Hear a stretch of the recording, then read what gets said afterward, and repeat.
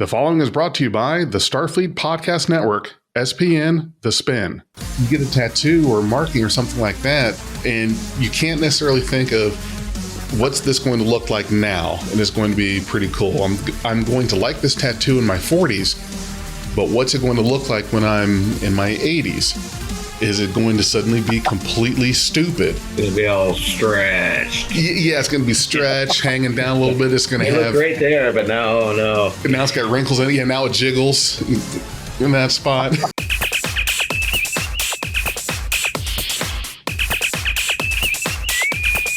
Red alert. Hi, it's Big J, and in just a moment, I will be presenting you with Borg Hunters, a Star Trek fan film from Star Trek Fan Productions International. Afterwards, please join our Critical-not-Cynical review where we discuss and react to the film. Without further ado, here's Borg Hunters.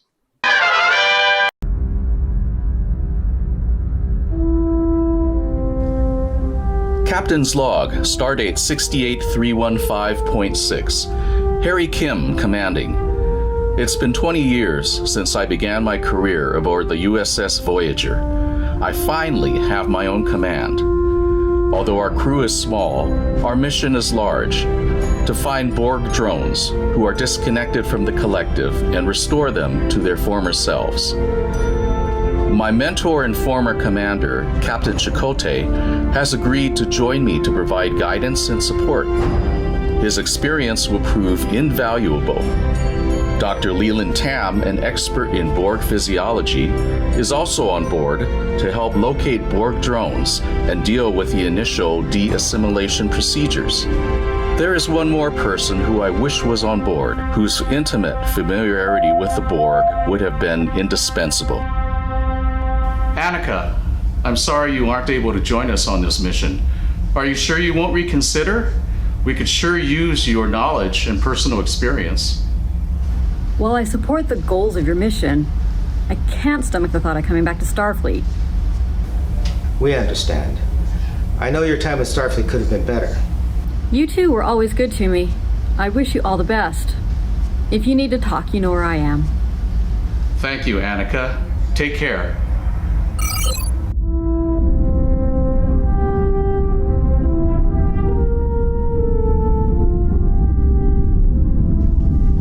Harry, this doesn't look like Starfleet issue. I built it myself, especially for this mission. I call it the Borg Blaster. Borg Blaster. Our standard phaser rifles have random frequency generators, so it's harder for the Borg to adapt. I know. This one generates multiple simultaneous frequencies to confuse the Borg even more. Like dealing with a punch and a kick at the same time. Captain! We are receiving a distress signal from a nearby ship. It has a single occupant, and it's a Borg drone signature. I'm heading for the bridge. We've hit pay dirt. Open a channel and hail him. This is Captain Kim of the USS Fauci, a Federation ship. Are you in need of assistance? I am Grant. I escaped from the Borg Collective. We are here to help former Borg, just as yourself. Captain, I'm detecting a hull breach in his ship. He doesn't have much time. Grant, your ship is tearing apart. Send us your coordinates now. Sending you coordinates now. Received. Transporting now. Heisenberg compensators. Using the pattern buffer.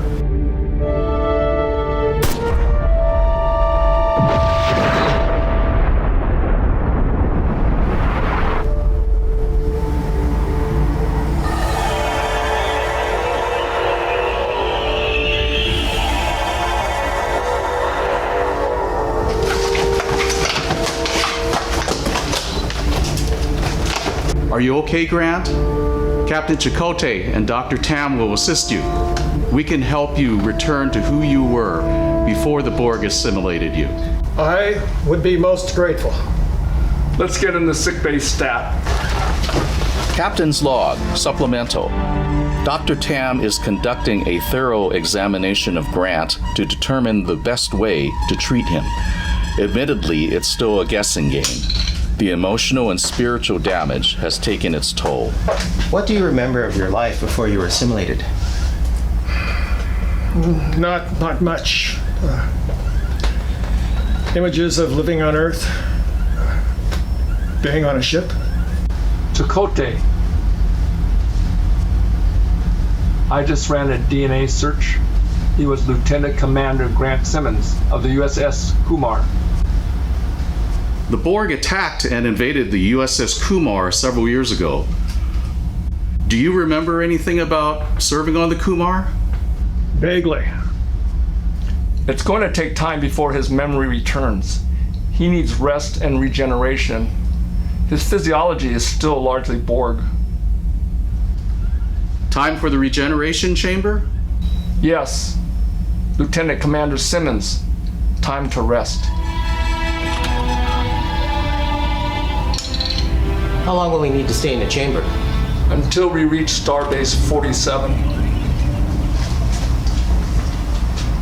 How can we be sure that he's truly disconnected from the Borg collective? I disabled his receptor, which is what he uses to receive communication from the collective. So he can't hear them anymore. That's correct.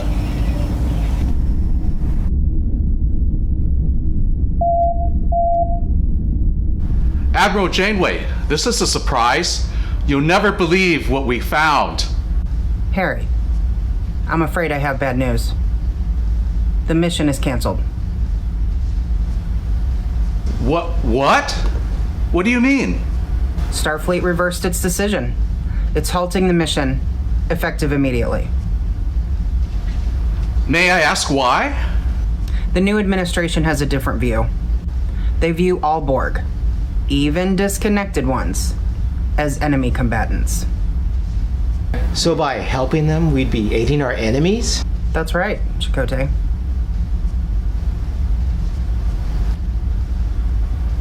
Admiral, we just rescued a Borg. He was a former lieutenant commander in Starfleet.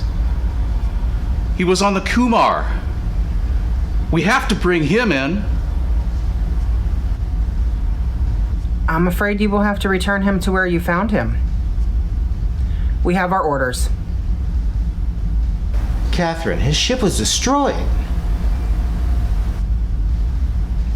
Then you will have to find a safe place to drop him off. You cannot bring him anywhere near Starfleet.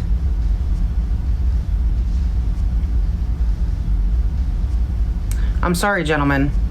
I know how important this is. Especially to you, Harry. I'm sorry too, Admiral. Kim out.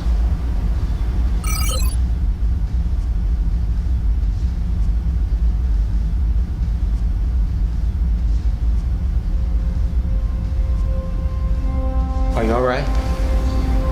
Harry? I can't believe we've come this far. Chakotay, what would you do? This is your ship. Your command. My entire career, I followed orders. Not made waves. Played by the book. And it's worked out for you. But how can we just abandon Grant? He was one of us, Chakotay. He just wants to be one of us again. I know. It's not right what Starfleet is doing. Is this what we stand for now? The only thing I can tell you is this. When you have the chance to do some real good, will you take it or will you let it go? Dr. Tam, you've been in Starfleet a long time. What are your thoughts? I'm just here to follow orders. I'll do whatever you ask. Okay, we're going to do right by Grant. We're going to go to Starbase 47. If you wish, state your objection now for the record. I'm with you, Captain. Count me in, Captain. Let's do this then. Set a course. Yes, sir. Course laid in. Okay. It's been a long day, gentlemen. I'm going to head back to my quarters. Same here. Autopilot will take us the rest of the way. What about you, Tam? I'll turn in soon, but there are a few more things I need to do.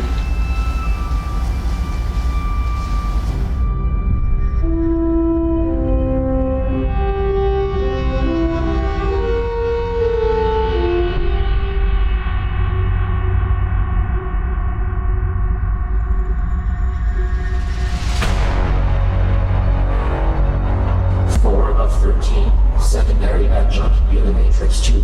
We are the Borg. You will be returned to the collective. The life forms aboard your ship will be assimilated. 4 out of 13, you will comply. You will be returned to the collective to service us. The life forms aboard your ship will be assimilated. Resistance. What are you doing? Get back! 4 out of 13, you will comply. 4 out of 13, you will comply. Resistance is too high. USS Falcon, forward your shields and surrender your ship. Grant, let him go! Stop it, Grant! Activating the containment field. How long before you think he adapts? Let's hope he doesn't adapt to it and escape. What's happening? He's reconnected with the collective. But he already disconnected his communications receptor.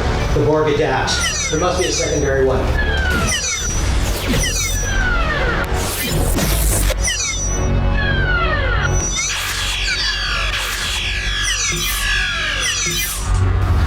Phaser rifles.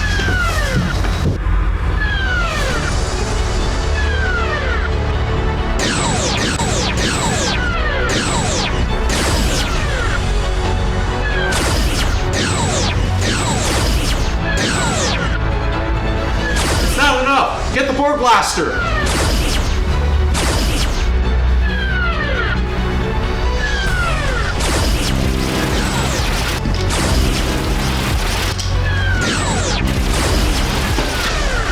What if we disrupt the frequency of the Borg communicator? It's worth a try. I'll keep you covered.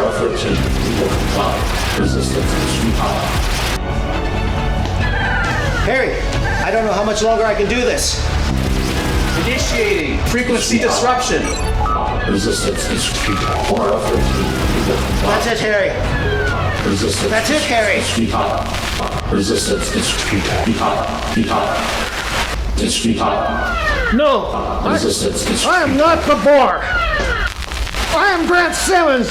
I resist.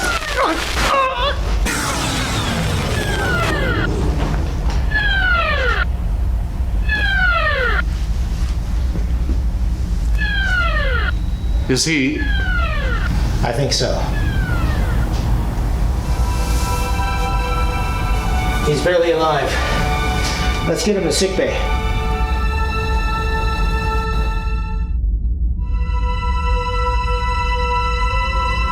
Captain's Log Supplemental. While our mission ended prematurely, we are grateful that, for one fleeting moment, Grant was able to reclaim his humanity. Although we lost Grant, we still ended up having a candidate for Borg de-assimilation after all.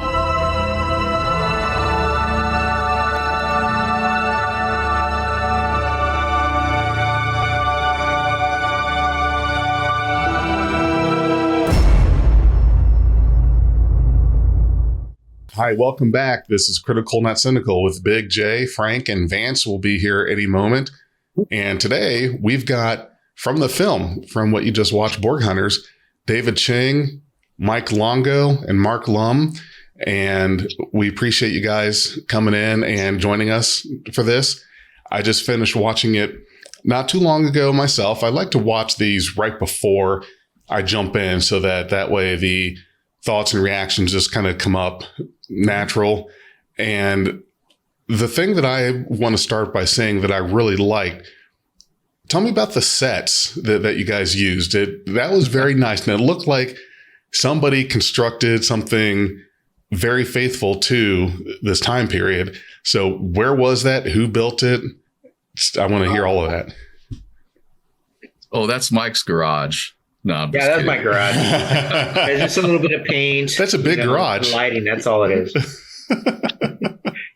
Yeah. So one of our friends is an optometrist, and so what he did is, because he's such a big Star Trek fan, he decided to convert the interior of his optometrist office to look like the inside of a Next Generation era ship. And so he's got all these panels and, different things that are, attached to the walls or built. And so because it has such a feeling that you're in a ship, we had decided that we need to take advantage of that and film a movie there. Well, we're not like Frank, who can afford to build his own, bridge in his own garage. So we have to use, whatever we can get. I'm in my free. That's really nice to take an office. So that's basically his setup. His office setup is long term. Looks like a starship. Yeah, and it's not just his lobby. It's every room, every exam room, all these all the machines that the optometrists use actually just blend in. But the hallways, and there's monitors everywhere, and the sounds are everywhere. And in the very back of his hall, he's even got like the warp core. There's like a video of that going on, but it's a full 360 environment there. And he's my optometrist now. Yeah, we only They use don't wear uniforms, do they? Oh, he has one. He has some uniforms on standby. So he's working in his regular clothes, but then when some friends come over, like David or I or Mark, anyone comes over, we suit up. That would be so neat. Going to see the optometrist and feel like you're on a starship. Yeah. I got my whole family going now. Yeah, people come to visit, mostly because of the ship, or they might be clients of his as well, or patients, but they come, and the ship is a big attraction. Oh yeah, that is great. I'm going to hand it off to Frank or Vance. Either one of you can. I tend to talk too much, so I definitely want to make sure that I split up that time in the reviews, because once you get me going, it's hard to pull me back into reality. So what go ahead. guys? Oh, sorry, Vance. Go ahead. No, I was about to say, go ahead, Frank. Up to you, man. I'm good. I'll wait. I was going to say, so what made you guys decide to do this era? Because I know the last you were in TMP era as Nagora and Kirk and Spock and that. So why jump to Harry Kim, just to get him to be a captain instead of being an ensign? That's basically it, because the story, part of the story idea was to have it center around Harry Kim, 20 years after he started on Voyager, and that he's now, the captain of his ship for the first time. And so we had to move forward from the, Voyager era to basically like the First Contact Nemesis era, time wise. And so that's why we, then went to that time period. It was a good time period to pick, because that gives us a little bit of variety from a lot of the films that I've seen, and there are tons I still need to catch up on. But I don't mean this as a criticism. I know that when it comes to these films, you have to film or be able to film, I think, a lot of times with what's available and what's there. And just around the US, there are a lot of original series sets. You get a lot of those Constitution class type sets, and you don't see quite as much in regards to sets from other eras, at least that I've seen. There may be some that I haven't caught on, haven't seen yet, but I think that was one of the things that I also liked was you guys did something that was not in the TOS era, which is something different that gives people different look. You can use different uniforms. You can have a different set up and all of that. So was that film and plot based off of the available location? Was it kind of like a location first, then write a story, or vice versa? Yeah, it was basically seeing that, that this optometrist office, had the Next Generation era set, and us wanting to take advantage of that to make a movie. And so that kind of dictated the idea of then, needing to have a film that would be consistent with that era. And that's why we, chose to do what we did. Previous to that, our first film was set in the Star Trek, the motion picture era. And we had uniforms from that era. And then a number of films that we did in between that and Borg Hunters were set in the later original series movie era, where the Wrath of Khan type uniforms or the Monster Maroons. So most of our films actually are probably more in that era. Mm-hmm. And right now they're kind of bookend by, the motion picture film, which was our first one, and then this First Contact type era, which is our latest film. One thing that is most films. I mean, we talk about the era of film that you chose, which was rare among Star Trek fan films. But one thing, I'll go one step further. The Borg costume. How did you guys do that? Because it looked pretty impressive for a low to no budget film. I take it you didn't have. I don't know what budget you guys have to work with. I take it it's kind of like us, where we don't really have much of any budget to work with. What did you guys do to make that Borg costume happen? Because it looked pretty impressive to me. Anyone else want to? I've been talking a lot. Mike. Well, that character and the costume, it was all Jerry Powell, and he has an engineering background, and so he's made a lot of authentic type looking costumes, everything from RoboCop to Iron Man and the other various incarnations of Iron Man. And he's got he's got a whole bunch of these things all over his house, and they function, they light up, they do this and that. And he had this excellent Borg costume that he's worn to some of the conventions. And, he's one of those folks where when we go to the conventions together, we meet up, we take pictures, and, then we move on. And, David, when we talk about, where'd you get up the ideas for this? David's wheels are always turning. And I've heard him say more than a few times, when we see something Star Trek-ish, she's like, how can we utilize this? And that goes for the optometry office and the exciting idea of using a Borg. And, and Jerry's a tall guy, so he's, an imposing figure, especially when he's all Borgified. And so it's all from our friend Jerry.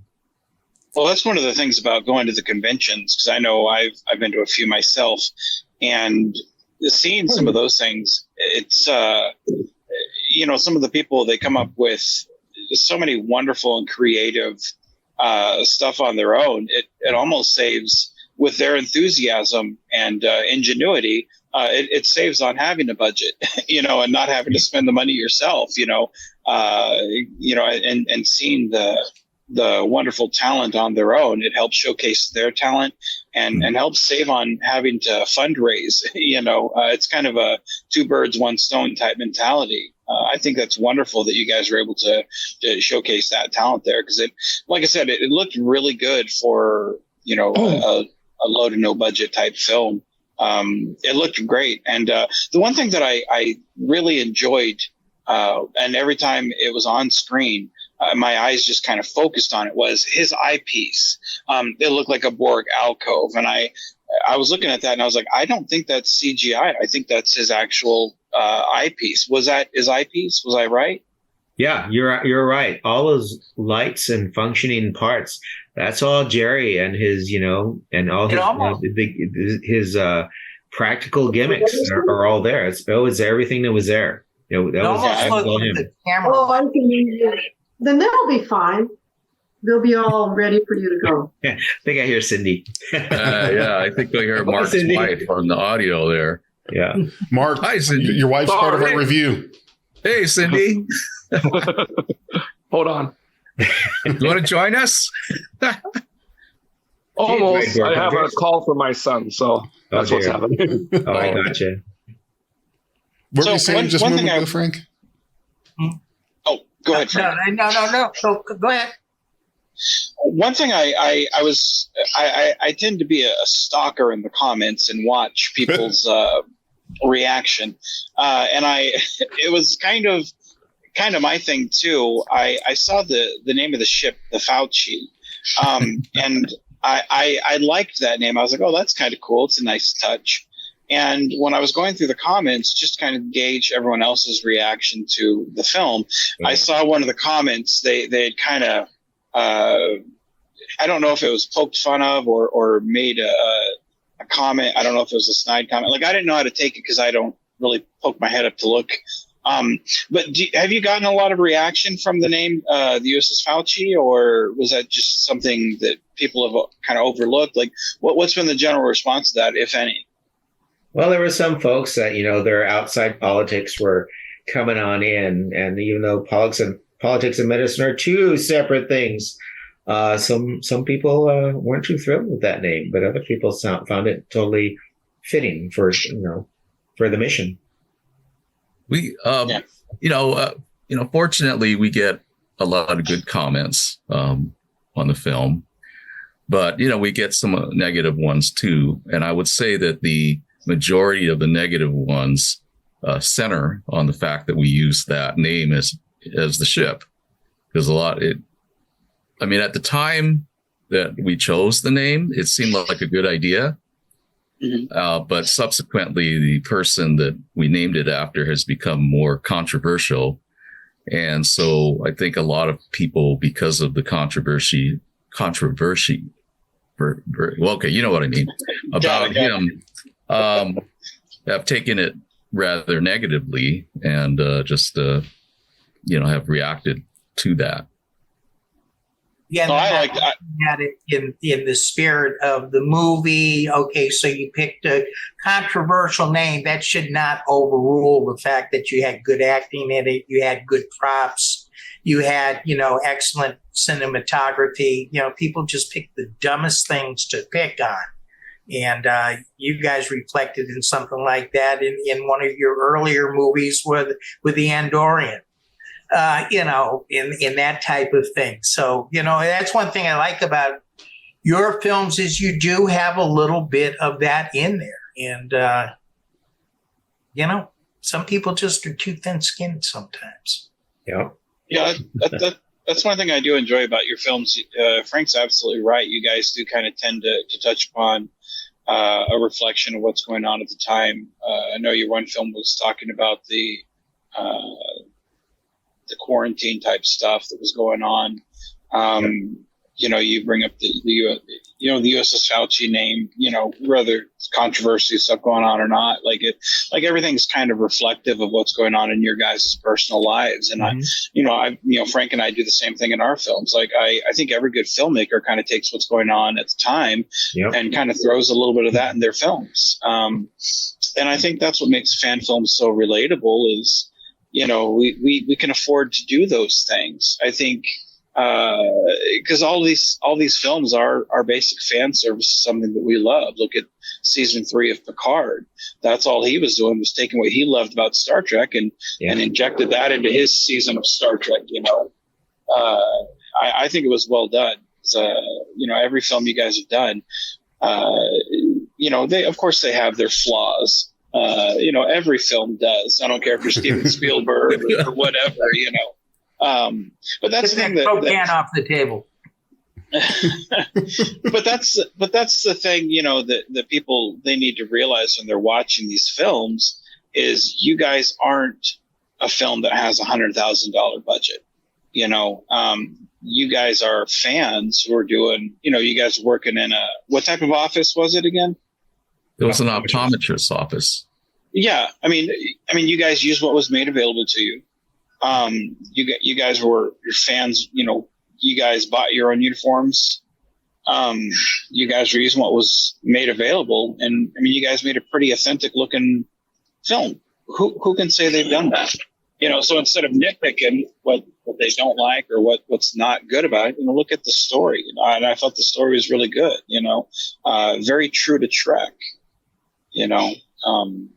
I really liked it. I felt it was in the spirit of what, Harry Kim, Chakotay. And Chakotay, I've said before, is my favorite executive officer. So it was very nice to see that character kind of live on before the whole Prodigy thing, So very cool. Very cool. It's kind of interesting that Mike can do both Chakotay and Kirk and pull it off. Oh, thanks. Actually, when I first met Mike at a convention, he was dressed up as Chakotay. That was like his first, that's right. That was his first Star Trek cosplay. Yeah. And then only later Star Trek cosplay was Chakotay. Yeah. But then I asked him if he could play. I asked him if he could play Kirk. Oh my God. Yeah, I asked him if he could play Kirk for our first film. So that was, the first time he actually, adopted Kirk as sort of his character. Mm-hmm. But it was kind of fortuitous that for this film, because we were able to bring back the character of Chakotay, that, that's Mike's first cosplay, and he was able to just slip back into that. It's kind of funny because Robert Beltran is kind of talked trash on William Shatner before, and old Star Trek type stuff. And it's kind of funny that Mike plays both those characters are kind of at odds, in real life, the enemy within. Yeah. That's just because he's such a versatile actor. See, that's what we need. We need both Mike on screen as both Chakotay and Kirk. That's what we need, Oh, that would be fun, wouldn't it? That transporter malfunction. There you go, man. What's happening? There you go. So I did have a question with the end of this episode. Is there a possible return for, maybe a part 2 of Borg Hunters? With the assimilation and maybe deprogramming of the Doctor character. Because you left it kind of open-ended there, which I thought was really kind of cool. And with Starfleet kind of being douchebags and saying don't help out, no Borg. Is there kind of an open door sequel possibly down the road? Funny you should ask that question. We actually have a script for a Borg Hunters follow-up already written, and our plan right now, if all things work out well, is to start shooting it next year. But I'm not going to give away anything about the story because it's. But it'll be a follow up to Borg Hunters. I'll send you $10. Just send it to me in Messenger. Right. Mark, so I've got a question for you. This first time that I've met you, yourself and Mike, but was this your first fan film? And if so, how did you get talked into doing a Star Trek fan film? It was not my first fan film. However, it's David Chang's fault that I got pulled into this because when we did the Human Adventure, the TMP series, or I guess the TMP project. He told me he appreciated my photography creativity. So he said, that means you can probably be a director of photography too. So that was what it was. He'll ask you anything, and then I guess I got pulled into it. So You're very good at it. You're very good at it, Mark. Very good at shooting and editing.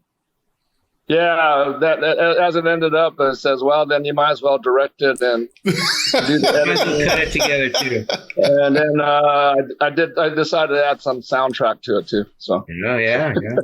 In a lot of ways, this is actually a Mark Lum production because he wears so many hats. Yeah, it's true. And I would have to especially credit him for the editing job he did on the film, because the fact that we only were able to shoot for a few hours for one day and then a few even fewer hours a second day, we didn't have a whole lot of film and angles to work with. So he did an incredible job just editing what little amount of film we had to make it into a somewhat coherent story. So that's a very big. Oh, sorry. That's a very big understatement about very little film. Yes, we had. If you guys are familiar with the old film that they had, was based on Ed Wood, where he was one of those old-time directors who took one take and that was it, even though the people ran into the doorway or whatever. Yeah. We basically were stuck with the same thing also. Yeah.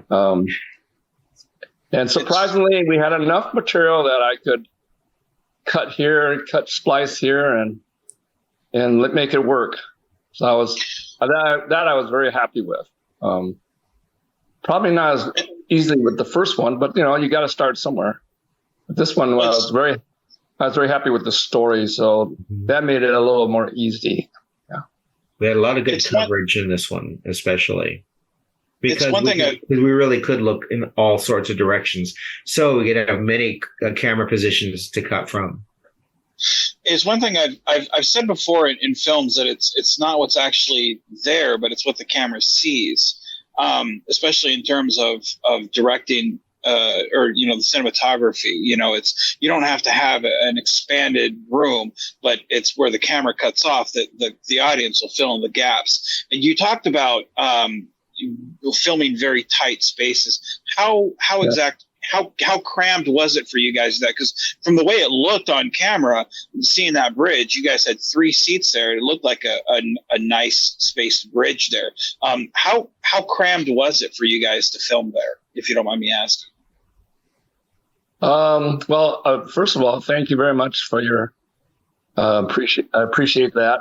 I would say that the way his waiting room is, we probably had about 5 feet from the chairs until wherever I could stand or set the tripod. So yeah, it was pretty cramped. And then other times, but that we could make it up by, taking close-ups. So that's no problem in terms of that. And yeah, we had to make do with what we could have in terms of space. So there was some space on either side of the chairs.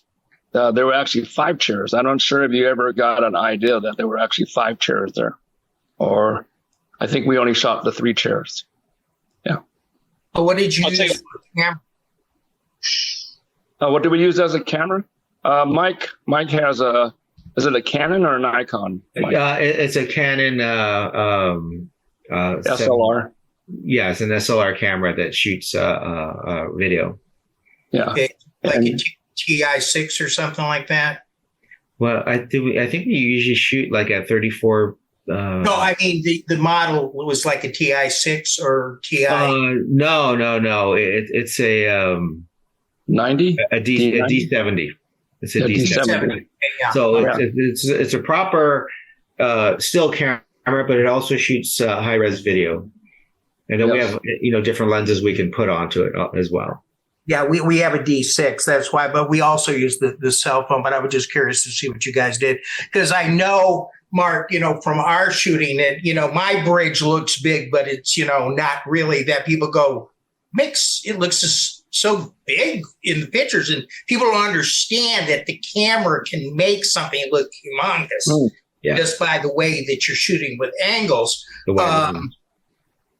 And I can see where that is. So I can imagine what you had to do and how you had to back off to get that wide spread with what you're using for the lenses on that. Yes.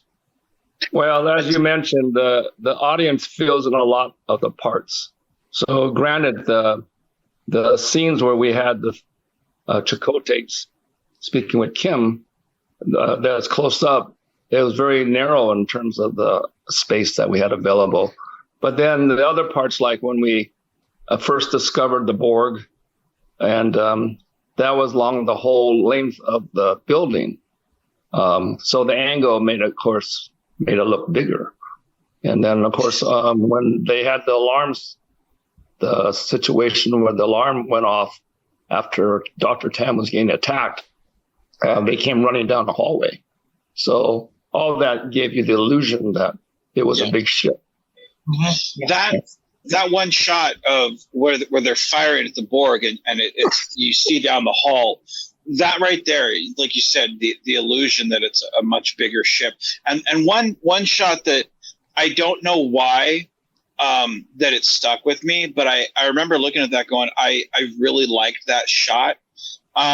Is when Chakotay is like looking or not looking when he walks out of the room, and you don't see that in a lot of fan films where they walk out of the room, and it felt bigger, like you saw like the depth of the ship, and there was no whooshing sound, there was no door opening, it was just he walks out of the room, and I, for some reason, I don't know why, my sarcastic mind wants to say, oh, it's because Mike's leaving the room, we don't got to see Mike again, I kid Mike, but I really like that shot, and I think it's just because we kind of take a moment to just kind of reflect on the scope of the ship, and kind of look at the beauty of the ship, and I'm looking at all the pieces, because when I've said before, like I look at a George Cayenne film where it's a bunch of cardboard kind of taped around and whatnot, and I'm looking at not only the what he's filming, but what he's filmed, and I'm looking at that going, how can I break this down to something I can do later on in a film? And I'm doing the same thing to your sets, going, man, how can I do something with that, or how can I do something with that, or how can I make this in my version of this? Because I'm looking at this going, this is very, very crafty, and I have to give you guys a lot of props, because with very little, you guys did a lot. There's a lot there on screen, even if you didn't have a lot on set. So, I mean, tip of my hat. It's beautiful looking film. It's remarkable what you guys did. So, yeah. Well, thank you very much. I mean, we just had the office to deal with. We could not move things around. So even when you see where Jerry as the Borg transports in, that actually in the background is the front door, the back of the front door of the office. And we had to sort of squeeze in because he had a little barrier there, but I guess we had enough angle there that we could cut off that barrier. So this was done. On the other side of that barrier was the bridge. Yes. Yeah. Yeah. Mike, So sorry, Mike, this question is for you. The Chakotay tattoo. Oh, yeah. Which was the most difficult? The first day putting it on, or the second day having to match the look of the first day? Well, I had made up the template based on the original pattern. And from that pattern, I printed it out, and then I cut it all out on a little piece of plastic so it could fit on me. And so I found some points on my face, like, all right, it's going to start. One part of the plastic is going to be here. The other part's going to be there. That way, I had the easy part of just sitting there or laying there as my wife drew it on my face for me. And so without anything going wrong, it could take about 35 minutes, but sometimes we'd have to do it about 3 or 4 times to get it right. And so it'd be up to about an hour sometimes. Cool. But that's the story behind how we did it. What did you use for the Chakotay tattoo, real quick? Oh, it's just eyeliner. Okay. Eyeliner that's the same color as a tattoo, so it's got kind of that kind of bluish greenish kind of tint to it, kind of really on the dark end of that. And then we would spray over it. We'd draw some talc powder on it, and then we'd spray like hairspray on it just to keep it all together. So if I sweat or I smudge it, it wouldn't get too misshaped. And then when we did our pickups, I actually had made a slightly larger one because that tattoo looked really small on my receding hairline, so I made it bigger. I was waiting for you to say that your wife put it on with a Sharpie. I don't know why. Oh my God, it'd still be here. I'd be like, "Hey guys, it's my only cosplay now." I when I was 16 or so, like I loved that Chakotay tattoo because, like I said, he is my favorite first officer. I actually drew. It was not very good because all I had was like, I'd run to the TV, which I had recorded VCR, and I'd freeze frame it on Chakotay. And I actually did that on a Sharpie and I didn't know that you could take off Sharpie with like rubbing alcohol or anything. So I sat there with soap, water, and needless to say, it was not the funnest experience. So I bless your heart on doing the Chakotay tattoo because it shivers down my spine for that. So, yeah. It's always fun and games until you realize it's permanent. That's right. Yeah. You got to stay this way. Oh gosh. I kind of had an experience like that. So this was back in 1989 when Batman came out, and I got this crazy idea that I was going to take like a large sheet of paper, some kind of drawing paper, and drew the Batman symbol, cut it out. So I had a stencil. I had one big one and then one small one. So what I did, and for the life of me, I don't know why my parents didn't say no to this. So I spray painted on the driveway. Oh yeah. So as you're looking at the driveway, there was a small one on each side and then the big one like up here. Yeah. It seemed like a great idea. It was really cool. I was 12 at the time. Everyone thought it was really neat. And then, you turn 13, 14, and 15, and now you're in high school. And this stuff looks like, it's not really fading too quick. Now you're in high school, college, adult. What did I do? This is ridiculous. This is the stupidest looking thing. And, it took a good decade or so before it had like completely faded out. It's totally gone. You can't, it's been a while since you could see it one bit, but I got embarrassed. Like, oh geez, this is my parents' house and these are the Batman symbols I put on it, but it was there for the whole neighborhood to see. And it's just like, someone should have stopped me. I don't know who, but it was someone's responsibility to stop me from doing this, because that's the thing I think you forget about is talking about tattoos, for example. You get a tattoo or marking or something like that, and you can't necessarily think of what's this going to look like now, and it's going to be pretty cool. I'm going to like this tattoo in my 40s, but what's it going to look like when I'm in my 80s? Is it going to suddenly be completely stupid? It'll be all stretched. Yeah, it's going to be stretched, hanging down a little bit. It's going to have look great there, but no. Now it's got wrinkles in it. Yeah, now it jiggles in that spot. Yeah. So I was thinking what you did, though, if you had left it on the driveway a millennia from now, this scientific group would be out and they would find this. They would say, this is a religious site. That's right. They had sacrifices here in the shape of a bat. That must have been God's. Yeah, really. Well, I had to let it fade naturally, which thank God it did. I don't know how you would clear off spray paint from a driveway, but yeah, it's going to be try everything. Try bleach. Try mineral spirits. So you have to use that mineral spirits. Serpentine. Yeah, mineral spirits. I had to eat my shame. I had to take the shame and live with it.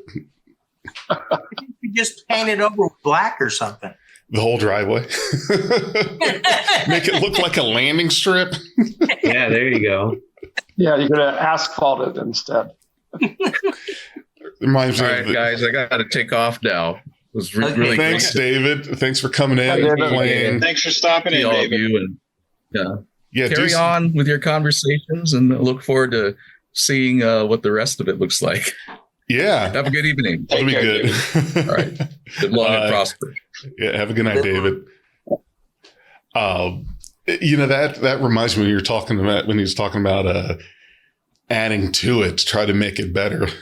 Reminds me, I don't know why this popped in my head, but there's a Seinfeld episode where Jerry was shaving his chest hair and he kept kind of messing up, going a little too low on one side. And he kept trying to even it up. And then it was gone. Yeah. And Kramer's kind of making fun of him because he shaved his chest. See, the craziest things will pop into my head. Mm-hmm. They will, but anything. I want to also give you guys a compliment on just how well this was filmed and how well it was acted. With the short amount of time that you had, was this a lot of like you had to have really rehearsed the lines? Did you have any times for walkthrough, or was it pretty much show up, hope you have it memorized, have some kind of I don't want to say cue cards, but some kind of prompt, like grab the script real quick. Oh, okay, here's the thing. Was there a lot of that was going on because of your short shooting time? Yeah, we really had to fly through it. So, we did rehearsing, but we had our scripts nearby just for the what's the line? Okay, good, go. Yeah, Mike was very succinct there. He was, it was more, I don't know if you know, David is actually an attorney by profession. So I was completely amazed about how he would just just rapidly just say all his lines without having to look. I mean, every once in a while, maybe pull the script out. Yeah, but that was kudos to those who had to do the lines. Myself, I have a tendency to blink a lot, and but that's the way it goes. I'll tell you one thing I did. I was nervous about one bit of dialogue when we're looking at the Borg blaster, and I kept messing that up. And so, but I knew I was gonna mess up on that. So I printed out some of my lines and I taped it onto part of the blaster where you couldn't see it. So as I'm looking at it, I'm pretending I'm checking it out and I'm saying some of the lines. but in the end, because I prepared it, I more or less knew it, but I still I needed probably more than a few takes on that one. I tell you, man, I did chuckle a bit when you guys grab the Borg blaster. It reminded me of the 1980s commercials where you're the two kids are spraying the shit out of each other with squirt guns, and they're I'm gonna grab because at that point I felt like I was watching an Adam West commercial, Batman, and I was yeah, Chakotay, get him, I fucking loved it. It was great. I was yeah, Borg blaster, grab the Borg blaster. So why didn't you grab that first? Because I watched it this morning.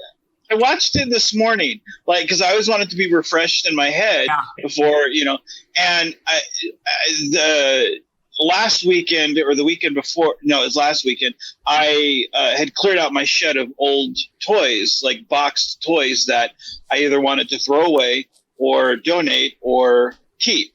Because I just wanted to clear out my shed, clear out the walkway. And I gave Royce first dibs of, hey, which ones do you want to keep, if any? And if so, you can open them, play with them, because I don't want them anymore. So here's the ones, that you can sort through. So he did. And so we had Shredder there, we had Ra's al Ghul, we had Despero, we had Commander Riker, Scotty, a whole bunch of miscellaneous ones that he opened up, played with them, and so we were playing a version of Among Us with these action figures, and so there this 7-inch Commander Riker was with the phase rifle. And in my best Mike Longo voice, I'm like, grab the Borg blaster, So I was channeling you, man, because my inner child came out. So that's great. Anyway, I like how you had lines taped to the rifle to read off of. Yeah. I did want to mention something that about the Borg blaster. That was Jerry Powell's creation. Yeah, he made that too. He made that also. That was cool. It was very cool. You saw that all the how big it was, and just all the tubing coming out of it, and lights on it, and lights made me look really cool holding it. You've got to keep that, and that's why you've got to do a sequel. You've got to find another way to get that into a film. That is too cool to do as just a one-off. Yeah. I want to see more of this. Was this film done? Was this film done before Picard season 1? Before the Borg? I think it was. Oh yeah, was it? Yeah, I think it was. I think it was at least a year and a half or 2 years before it, if I'm right. At least I think we saw it in 2020. Just That's when, right. We had our masks on when we weren't acting. Yeah, things were coming off. That's right. I forgot about that. Yeah, we were all masked up except for when we were actually shooting. Yeah, I think it was at the tail end of COVID. I think that's when you guys remember it, or when the masks were in. Yeah, I was going to say this because this leads perfectly into that Borg cube that the Romulans are kind of looking at. If you and I remember watching this going, I wonder if this came before or after, because if this came before, this clearly looks like this, this is perfect for that continuing storyline. You could watch this and then go right into Picard season 1 and go, this continues that Borg storyline. Your next uniforms up would be the flashbacks. Yeah, but going by the Borg storyline, why Starfleet's like, we don't want to mess with this, and the Romulans dealing with stuff, and Starfleet, it's just the whole thing's intertwined, and you're looking at that going, yeah, it makes sense. I really enjoyed that aspect of it because there's no continuity error at all. I like that a lot. And then you guys could wear the new one that I got from. Oh, very nice. Yeah, that's the Borg from Picard. Nice. I like that. But looking in the middle, I think Paramount paid homage to Crossroads because that's my diamond. hey. Productions. That's my diamond. Call them up. They ripped you off. Huh? They ripped you off. Oh, incidentally, when you see that brief bit where you see a Borg ship in this film, that's an actual model of the Borg ship. I took a photo of that when it was at the Skirball Museum, and so that's actually, I think, the first contact Borg ship. But I photoshopped the hell out of it so it wouldn't look the same. But that's an actual Borg ship. Yeah, Frank, they robbed the diamond on that. You got to call somebody to get some representation. Yeah, on that one. Well, Mike did a very good job of some of the special effects also. So yeah, the Borg ship, that with the background, you did also the moving background, right, Mike? And then you added the Borg ship. Yeah. Did Mike do this, CJ? I drew that just in Photoshop. I drew the stars and the nebulas and stuff. I used to like to draw nebulas and things. And credit to my friend Vince Glazier, who did the Borg blaster effect. He did that in After Effects. Oh yeah. Yeah, much that's, so. that's, they really sold it. We're like, we'd like it to be this, but don't make it look like Ghostbusters, you know.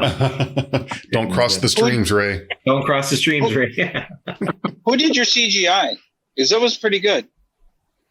For the ship, that was Wayne Harding. That's his designs, and he does a lot of our exterior ship stuff, and so most of the exteriors are all him, except for that Borg sequence. Was your ship based off a miniature Voyager to a degree?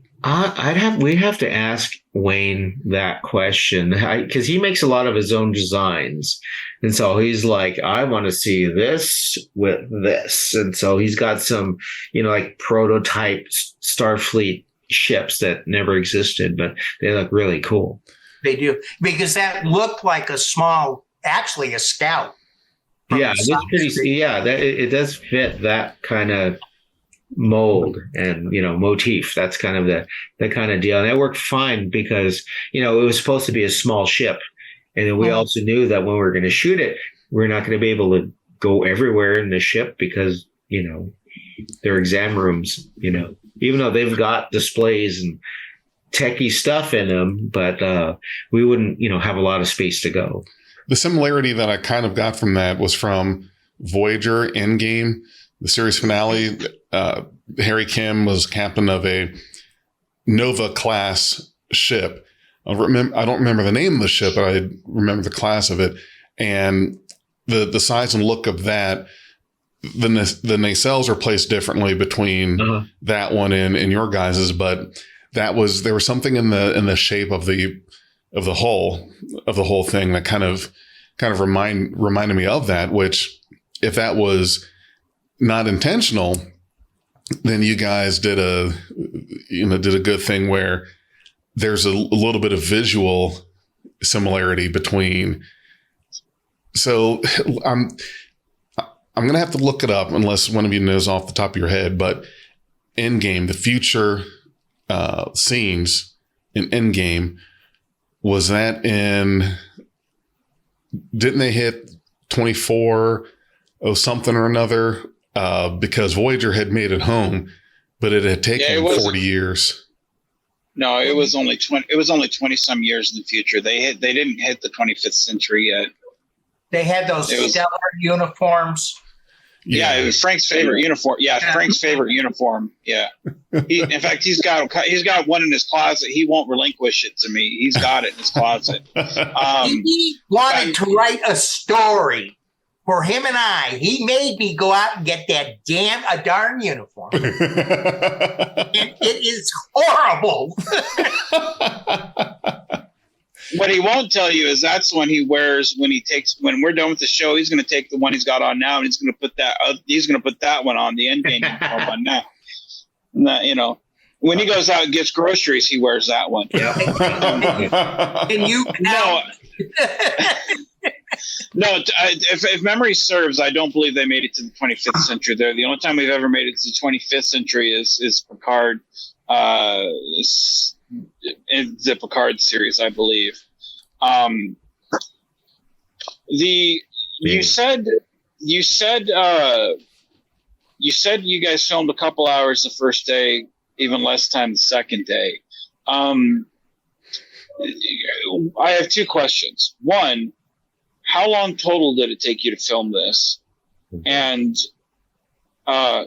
well, I'll lead off with that, and then I'll make more of a statement after you answer the question. My answer is I don't remember. Mark, do you remember? I forgot. When did we first meet the first day? Did we meet in the morning or in the afternoon? I'm trying to remember. I just know it was on a Sunday. Okay. And probably in the morning then. Yeah, likely in the morning. Yeah. And then we went from like maybe 10 o'clock to 6 o'clock, because it was dependent on Garrett how much time he was going to let us. He actually extended our time. We said maybe to 10 to 4. Yeah, we begged. And then we added an hour and a half maybe, and that was it. And that's including our setup and tear down. Yeah, set up and tear down. Another good thing is Mike has a lot of photographic equipment. So he had fill lights and we had some fill lights and things. And you also have a external microphone. So that's right. First time we used the boom. Yeah, the boom. And then catch up. We had to beg Garrett to come back, and so we did probably a couple more hours, and that was about it. Yeah, so a couple hours. It gave us a couple hours. Yeah, but we just needed bits and pieces, Yeah. So that's why I thought at one point. I thought if I took some stills of different sections of the place, just in case if we didn't get to go back, we can shoot in a green screen just for a few inserts with that in the background. Just a little blurry in the background. You can't tell if it's really there or not. But luckily, we didn't have to do that. Well, and that's smart filmmaking. Like anytime I go to the set, I do kind of the same thing. Because it's like, one, I never know if later on I'm going to make a film and I want to do the same thing with a ship or whatever. Or you never know if it's just going to come in handy, or if someone else needs it, where you're like, hey, I've got this. You can use stock footage. I mean, it's just smart filmmaking. So that's really smart. Because anytime you never have access to it, it's just better to have that. But I will say this. And then I'm kind of wrapped up, I think, for everything I have to say about the film. You have a 30-minute film. You filmed for a couple of hours. Those are 16. 16 minutes with the credits. Yeah. Was it 16? Okay, I'm sure. 16, yeah. Forgive me then. I thought I saw 30.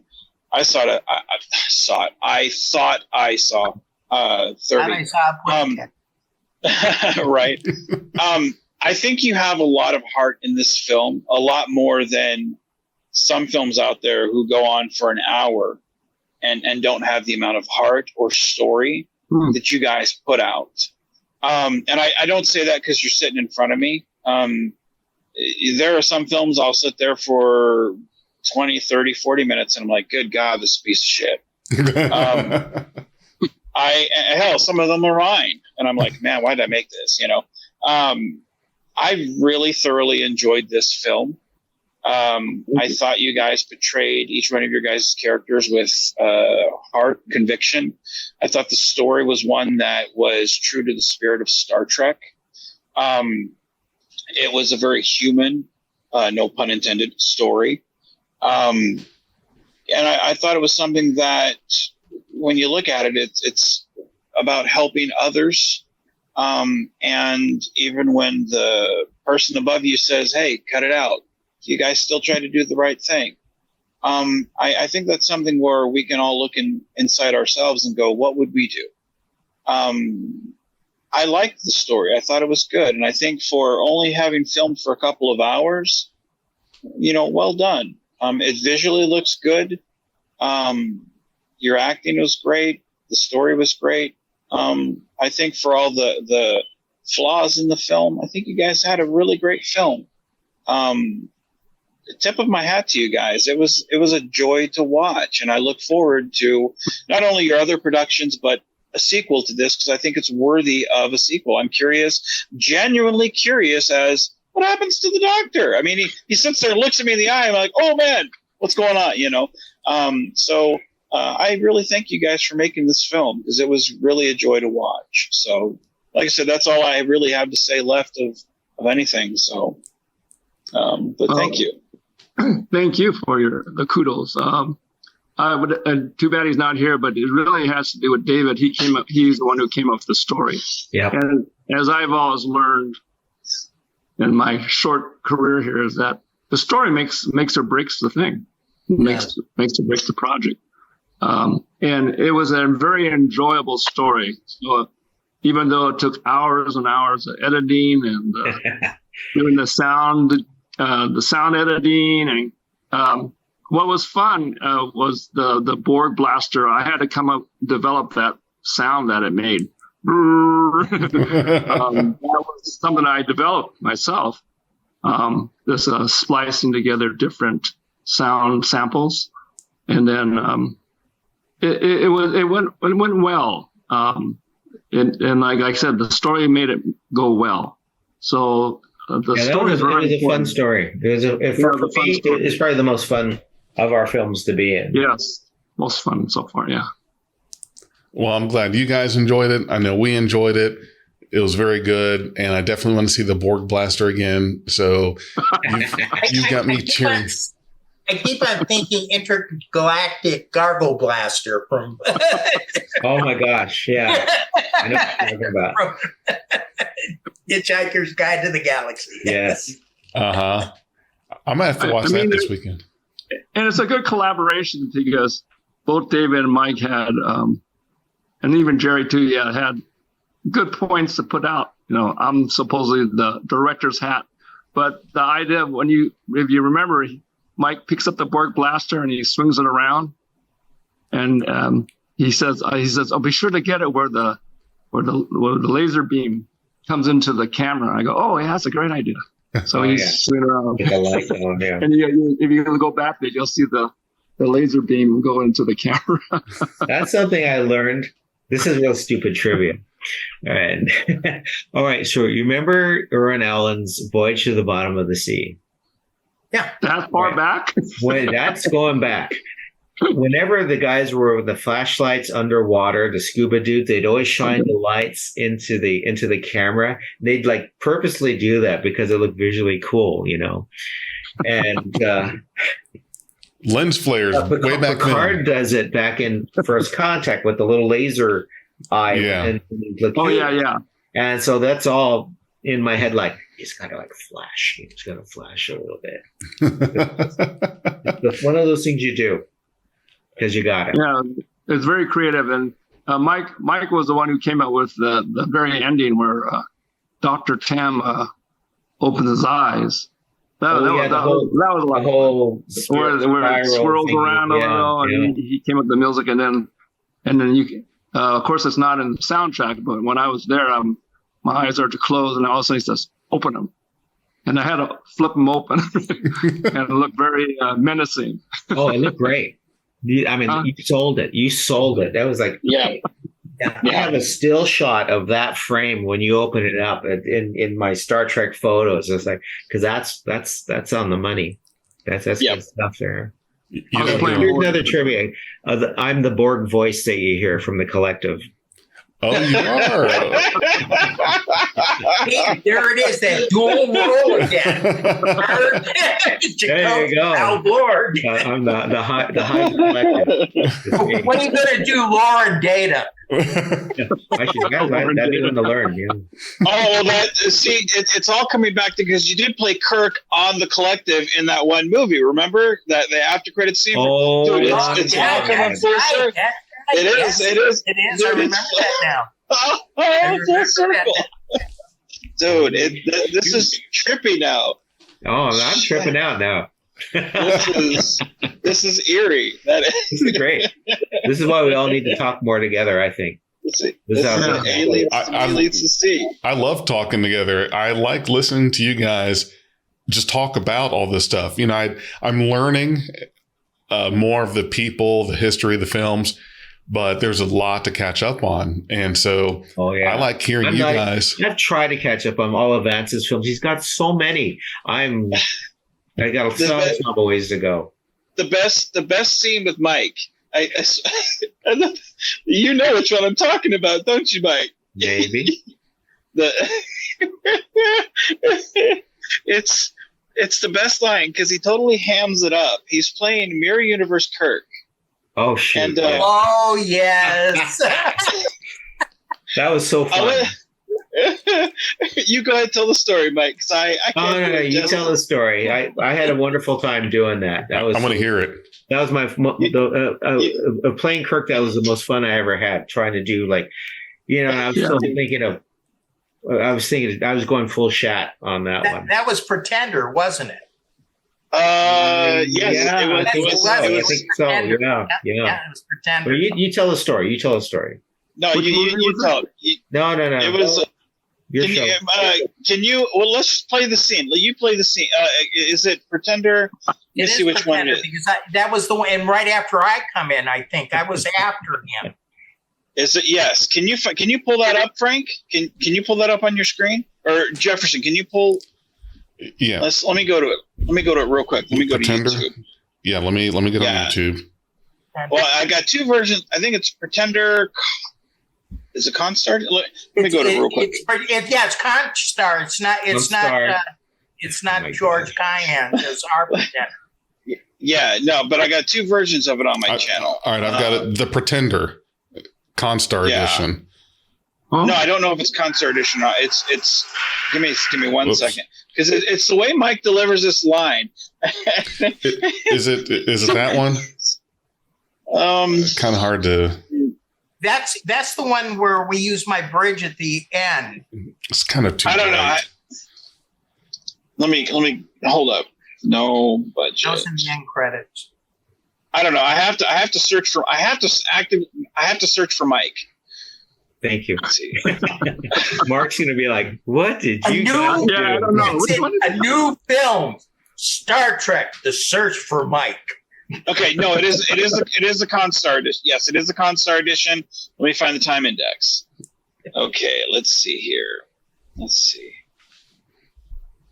Did you say Constar? Constar. Yeah, the Pretender Constar edition, and that was okay.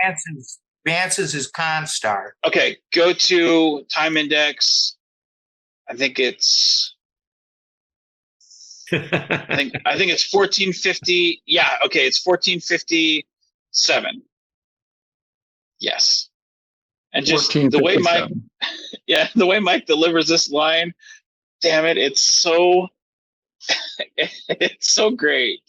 Okay, I'm looking at it now. Can you pull it up on your screen? Look up the planet of war. Has there been any survivors? Any orphans in the Empire system? Affirmative. Locate and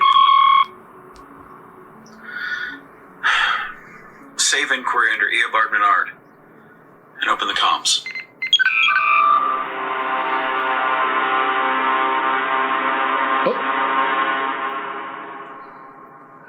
So, I've come all this way just to see your fat and lazy self still alive. Sorry to disappoint you.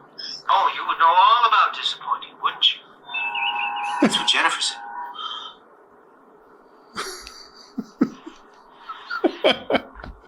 That's good.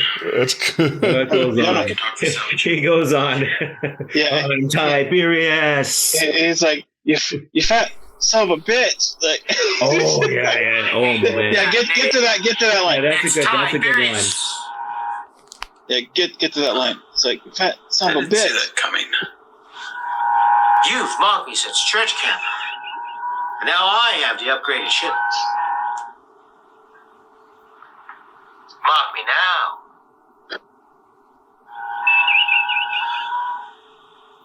I think there's been a misunderstanding. I think if we just take a step back, we can fix this. I've never forgot about the purple silk shirts in the rain, you son of a bitch.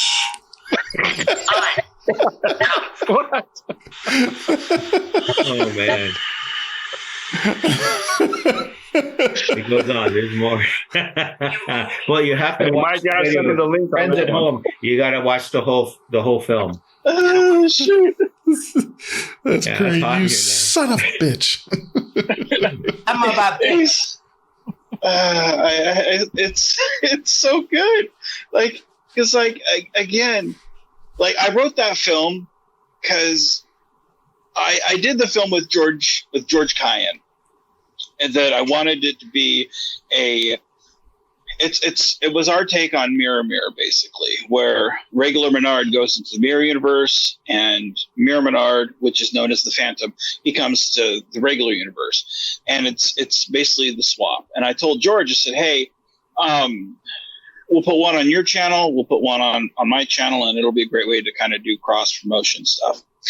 So in this one, regular Menard is talking to all these different people, but I wrote it one way, but everybody, you'll see Joe Cepeda in here, and he Adam, in his typical Josephito way, Adam West's it, and it comes across more humorous than I wrote it. Like I write very dark films, and none of it comes across as dark. It just comes across as like what?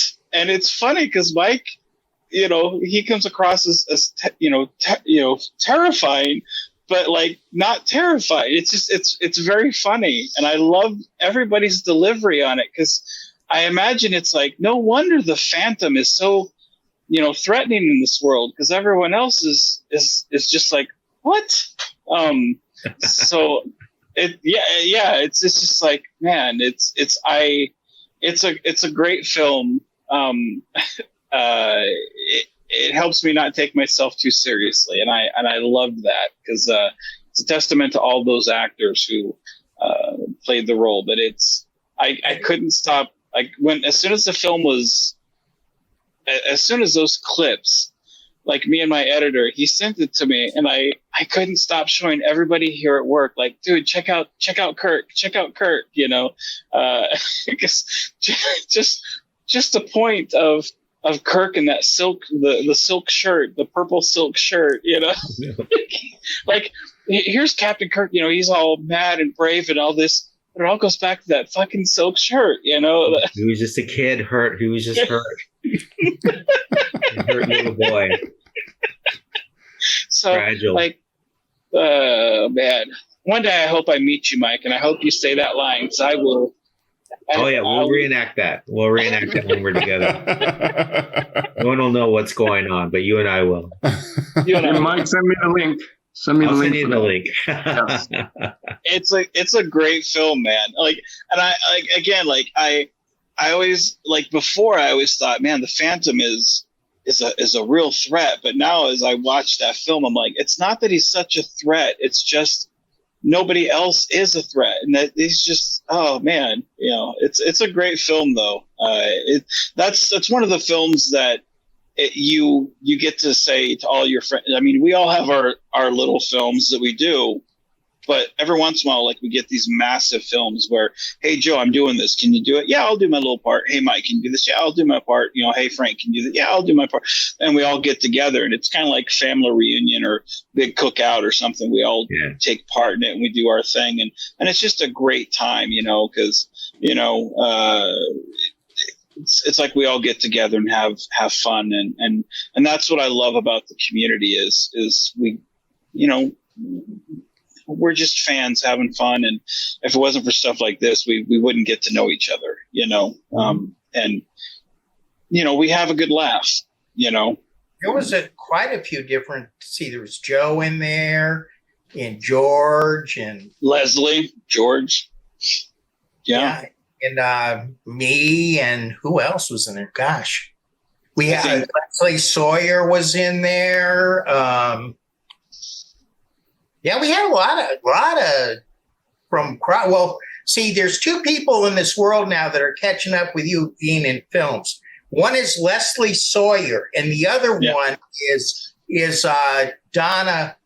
I can't remember Donna's name. She's playing a part in mine. She just did one up in Kentucky. She's done Dreadnought. She's done something for. No, she hasn't got to Alec yet. But he's all over the place now.